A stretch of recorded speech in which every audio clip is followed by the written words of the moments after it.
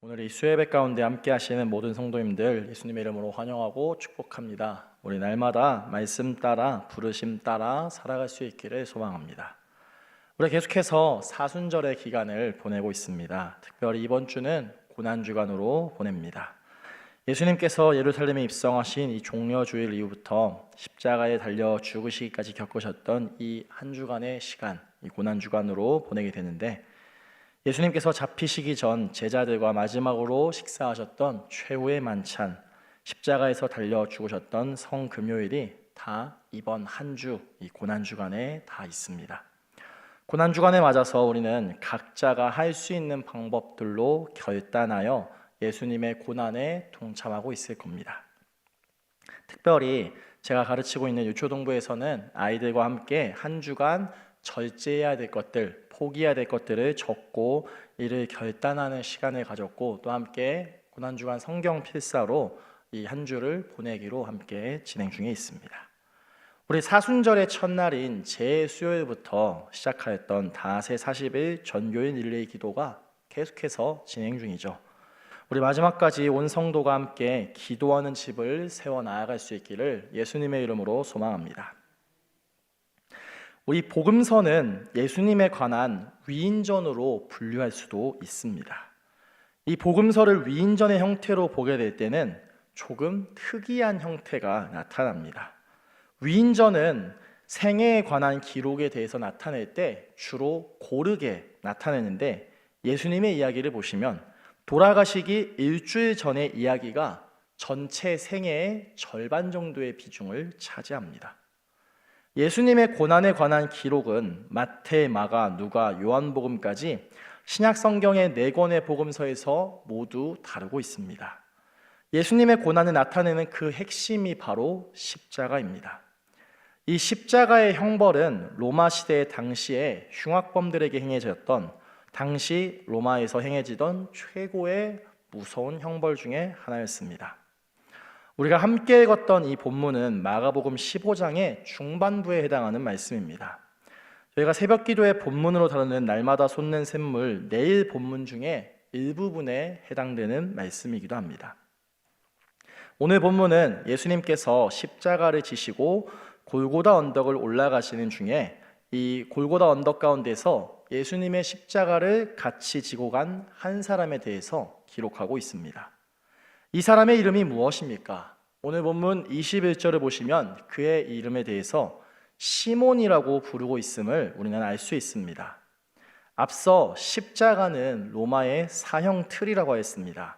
이 십자가의 형벌은 잔인하기로 유명해서 자유민이나 로마 시민은 이 형벌의 대상이 되지 않았습니다. 이 십자가의 종류가 여러 가지가 있는데요, 한번 그림으로 한번 살펴보시겠습니다. 십자가의 종류가 이 보시는 바와 같이 여러 종류가 있고, 이외에도 더 많은 종류의 십자가들이 있습니다. 로마 시대에 집행했던 이 십자가들을 보면 그리스형, 안토니형, 라틴형, 셀틱형, 모노그램형 여러 가지 등의 이 십자가가 존재합니다. 그림 내려주셔도 됩니다. 그 중에서도 우리가 방금 보셨던 이 그림 중에서 예수님께서 지신 십자가는 라틴형에 해당하는데, 2개의 교차하는 나무의 조각 가운데 세로의 아래쪽이 긴 형태를 라틴형 십자가라고 합니다. 오늘날 대부분의 교회들에서 걸려있는 십자가가 바로 이 라틴형 십자가입니다. 이 십자가는 예수님의 고난과 그를 따르는 사람들을 나타내고 있습니다.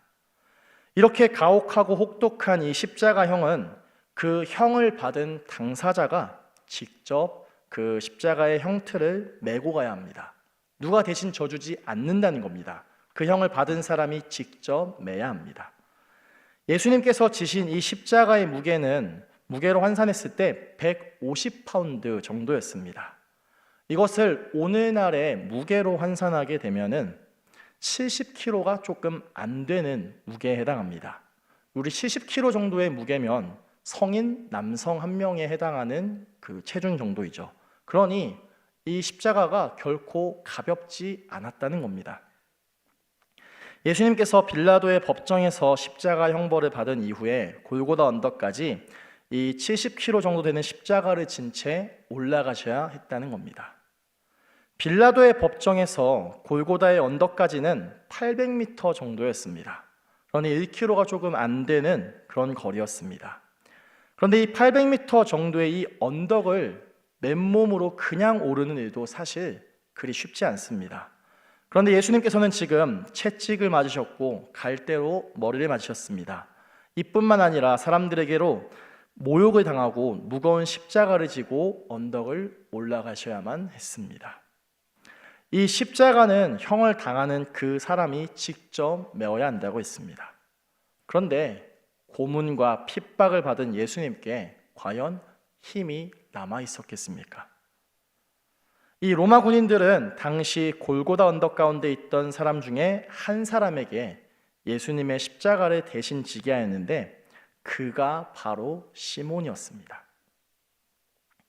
예수님께서 십자가를 지시기 전에 겟세마네 동산에서 피를 짜내듯이 기도를 드리셨고, 그리고 밤새 여기저기 옮겨다니면서 채찍을 맞으셔야 했고, 가시면류관을 쓰고 로마의 군인들로부터 온갖 모욕과 조롱과 핍박을 계속 당하는 상태였습니다.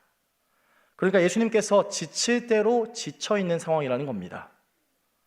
이 지친 예수님께서 십자가를 지고 800m를 올라가는 일은 사실상 불가능에 가까운 일입니다. 로마 군인들이 보기에도 지금 예수님께서 십자가를 지고 갈 수 없는 상황이라는 것을 분명히 알고 있었습니다. 아직 갈 길이 많이 남았습니다. 이 가운데서 로마의 군인들이 십자가를 대신 지고 갈 그 한 사람을 찾게 되는데 그가 바로 시몬이라고 했습니다. 그에 대해서 기록하기를, 오늘 본문에 등장하는 이 시몬에 대해서 기록하기를 본문 21절은 어떻게 기록하고 있습니까? 구레네 사람 시몬이라고 기록하고 있습니다. 구레네는 지중해 연안에 위치한 북아프리카의 리비아에 위치한 도시입니다. 헬라인들이 세웠고 리비아의 수도 트리폴리에 있는 도시입니다. 기원전 5세기 이후에 디아스포라 유대인들이 집단을 이루며 거주한 곳이기도 합니다.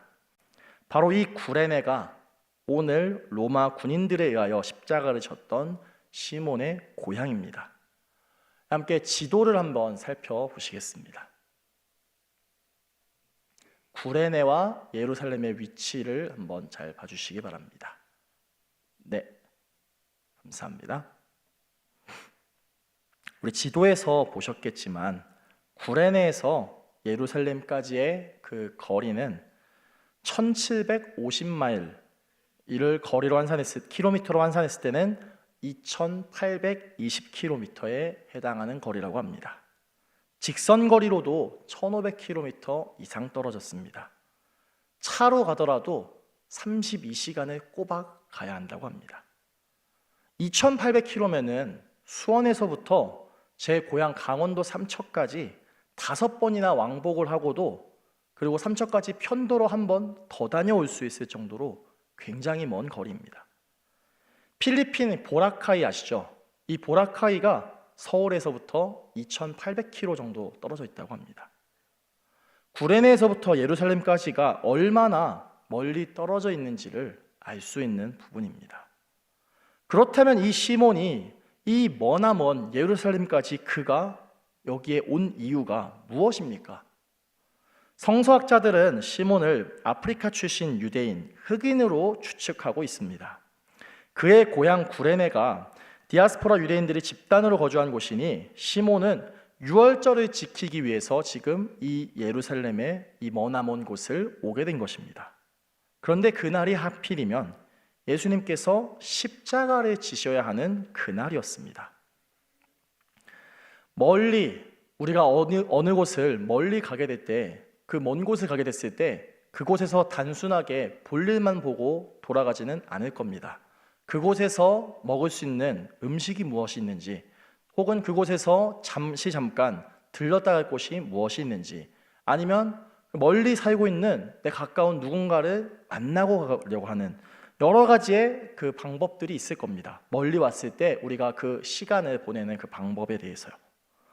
역시 이 시몬 역시 예루살렘까지 유월절을 지키러 오면서 그 역시 나름대로 계획하고 준비하려고 했던 일들이 분명 있었을 겁니다. 그런데 그가 계획하고 준비했던 이 모든 일들이 지금 틀어지게 생겼습니다. 심한 채찍질과 고난으로 인하여서 70kg 정도의 십자가를 지고 가던 예수님께서 쓰러지셨습니다. 이제 쓰러진 예수님을 대신해서 이 십자가를 지고 갈 그 한 사람을 찾아야 되는데, 그때 로마 군인들의 눈에 이 시몬이라는 사람이 눈에 띄었습니다. 이 사람이 보기에는 굉장히 우연처럼 일어난 이 일이 하나님의 편에서는 섭리 가운데 일어난 일입니다. 시몬은 예수님께서 십자가를 지고 골고다 언덕으로 올라가는 줄 알지 못했습니다. 그는 단지 유월절을 지키기 위해서 구레네에서부터 예루살렘으로 왔을 뿐입니다. 무리의 한 사람으로 있던 그는 예수님의 십자가를 지고 가는 여정을 그 역시 지켜보고 있었습니다. 이 시몬의 십자가 이야기에 대해서 마태와 마가는 억지로 졌다고 기록하고 누가는 붙잡아서 지웠다고 기록합니다. 그리고 요한은 시몬을 언급하고 있진 않지만 예수님의 이 십자가 여정에 시몬이 따라갔을 것임은 분명한 부분입니다. 오늘 본문의 시몬은 로마 군인들에 의하여서 십자가를 져야 됩니다. 만약 그가 이 명령을 따르지 않는다면 그의 생명은 보장받지 못했을 겁니다. 십자가의 형벌은 육체적으로, 정신적으로 굉장히 고통스러운 일입니다. 그 큰 십자가의 틀에 손과 발에 못을 박아 매달리면 얼마나 아프겠습니까? 게다가 십자가의 죄수는 목에다가 죄목이 쓰여진 그 패를 걸고 걸어가야 했습니다. 예수님께서 십자가에 매달렸을 당시에, 매달리려고 하는 그 당시, 그 좌편과 우편, 왼쪽과 오른쪽에는 두 사람이 있었습니다. 이들은 강도들이었죠. 그러니 예수님께서는 강도들과 함께 달려서 그들과 같은 취급을 받으면서 무시와 조롱을 받게 됩니다. 어떻습니까? 십자가는 피할 수만 있다면 피하고 싶은, 피해야 하는 그런 형벌입니다. 그러니 이 시몬은 예수님의 십자가를 지고 가라는 군인들에게 그들의 명령에 대해서 강도들보다도 더 불편하게 여겼을 가능성이 많습니다. 강도들이야 본인들이 지은 죄로, 자신들이 지은 죄로 그 죄값을 치르는 것이라지만 시몬의 입장에서는 자신의 죄도 아닌 다른 누군가의 죄로 인하여서 예수님의 십자가를 지라는 그 명령은 그가 생각하기에는 굉장히 억울했을 일이고, 또한 멀리서 온 그에게는 굉장히 짜증이 날 법도 한 일이었습니다. 시몬은 예수님의 십자가를 지라고 했을 이 당시만 하더라도 그의 마음에 불편함과 억울함이 가득했다는 겁니다. 그가 진 이 십자가는 기쁜 마음으로, 자발적으로, 기꺼이 그렇게 진 십자가가 아니라 마지못해서 어쩔 수 없이 억지로 진 십자가였습니다. 그런데 이 억지로 십자가를 진 시몬에게 그 후에 어떤 일이 일어나게 됩니까? 시몬을 나타내는 표현에 대해서 다시 한번 보겠습니다. 오늘 본문 21절에 보시면 시몬을 표현하는 부분들이 나와 있죠. 알렉산더와 루포의 아버지 구레네 사람 시몬, 그를 나타내는 표현입니다. 그를 소개하는 표현입니다. 성경에서 이 시몬이 나타내는 표현을 보시면 다른 인물들과 그 방법에 있어서 차이가 있음을 보게 됩니다. 시몬을 두고 알렉산더와 루포의 아버지 구레네 사람이라는 이 표현들은 성경이 쓰인 당시 시대에서는 찾아보기 힘든 방법이었습니다. 우리 성경에서 인물을 나타낼 때는 그 이름을 기록하기에 앞서서 아버지의 이름이나 특정 지파의 그 소속과 출신에 대해서 먼저 나타내는 방식이 대표적입니다. 우리가 잘 아는 것처럼 에브라임 지파 눈의 아들 여호수아, 유다 지파 여분네 아들 갈렙, 베냐민 지파 기스의 아들 사울, 유다 지파 이새의 아들 다윗. 어떻습니까? 전부 그 이름을 나타낼 때 그의 지파나 출신을 나타내지 않습니까? 그리고 아버지가 누구인지를 분명하게 나타내고 그 사람을 뒤에 나타내는 것이 이 성경시대의 인물을 표현하는 방법의 특징입니다. 그런데 오늘 본문은 시몬을 어떻게 표현합니까? 우리 21절 다시 한번 보여주시겠습니까? 알렉산더와 루포의 아버지인 시몬으로 그렇게 소개합니다. 물론 이 시몬에게도 그의 출신, 이 구레네 사람이었다고 하는 그의 출신이나 소속을 알 수 있는 표현이 있지만 이보다 먼저 나타난 표현이 바로 알렉산더와 루포의 아버지라는 표현입니다. 분명 시몬도 누군가의 아들이었을 텐데 그에게도 아버지가 존재했을 텐데 아버지의 이름에 앞서서 시몬 자체로 먼저 표현하고 있음을 우리는 주목해서 봐야 합니다. 성경은 시몬에 대해서 이르기를 그의 부모나 그의 조상을 통해서가 아니라 그의 두 아들인 알렉산더와 루포를 통하여서 소개합니다. 이는 복음서의 독자들이 당시에 이 복음서를 읽게 될 이 독자들이 알렉산더와 루포에 대해서 잘 알고 있었다는 겁니다. 특별히 다른 복음서에는 구레네 사람 시몬이라고만 나오거나 혹은 시몬에 대해서 언급하진 않지만 우리 함께 읽은 본문인 이 마가복음에서는 알렉산더와 루포의 아버지로서 시몬을 소개하고 있음을 봅니다. 마가복음의 저자인 마가는 그는 젊었을 때 예수님을 따르던 사람이었고 또 그의 다락방에는 무려 120명이나 모일 수 있을 정도로 굉장히 재산이 많은 그런 사람이었습니다. 이후에 사도 바울과 함께 전도 여행을 떠나게 되는데 1차 전도 여행에서는 중간에 이탈을 하였지만 2차 전도 여행 때는 마가는 그의 삼촌인 바나바와 함께 다시 그 여정을 떠나게 됩니다. 이 전도 여행 가운데서 그는 믿음의 제자로 거듭나게 되었고 그를 좋지 않게 여기던 사도 바울 역시 성장한 마가에 대해서 신임하였고 이후에는 예수님의 수제자였던 베드로의 통역관의 역할로서 베드로와 함께 사역을 같이 하게 됩니다. 바울 서신의 특징을 보시면 처음에는 이 편지를 쓴 바울 자신에 대해서 소개합니다. 그리고 마지막에는 자신을 도와줬던 이 동역자들을 기억하고 감사를 전하면서 마치게 됩니다. 로마의 성도들에게 보낸 편지, 로마서의 마지막 장 역시 그의 동역자들에 대해서 기록하였는데 로마서 16장 13절을 보시면 바울이 이렇게 표현하고 있습니다. 루포와 그의 어머니에게 문안하라. 그의 어머니는 곧 내 어머니이니라 라고 표현하고 있습니다. 이 사도 바울에게 있어서 루포와 그의 어머니가 얼마나 대단한 존재였는지를 알 수 있는 부분입니다. 마가는 바울과 바나바와 함께 떠났던 1차, 2차 이 전도 여행 과정 가운데서 루포라는 사람을 만났습니다. 그리고 그의 아버지인 루포로부터 그의 아버지인 시몬의 소식을 들었을 겁니다. 루포의 아버지는 예수님의 십자가를 대신 짊어진 사람이었고 이후 고향에 돌아가 그의 가족들과 또 주변 사람들로부터 그들에게 복음을 전하였습니다. 이후 그의 아내와 아들들은 초대교회의 중요한 일꾼으로서 이름을 남기게 됩니다. 이 위대한 복음 전도자 사도 바울의 동역자인 루포의 아버지이자 또 그 어머니의 남편이 누구입니까? 바로 오늘 본문에 나온 구레네 사람 시몬입니다. 시몬은 그의 십자가를 칠 때 앞서 말씀드렸습니다. 기꺼이 자발적으로 치지 않았습니다.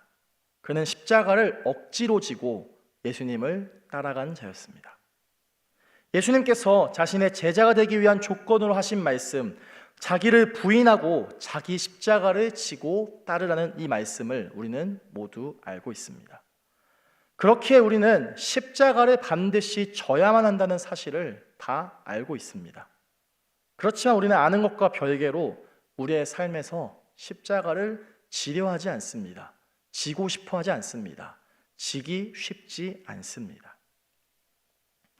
우리가 어떤 일이나 계획을 세울 때 그 결심이 금방 꺾이는 모습을 두고 사자성어로 표현한 것이 바로 작심삼일이죠.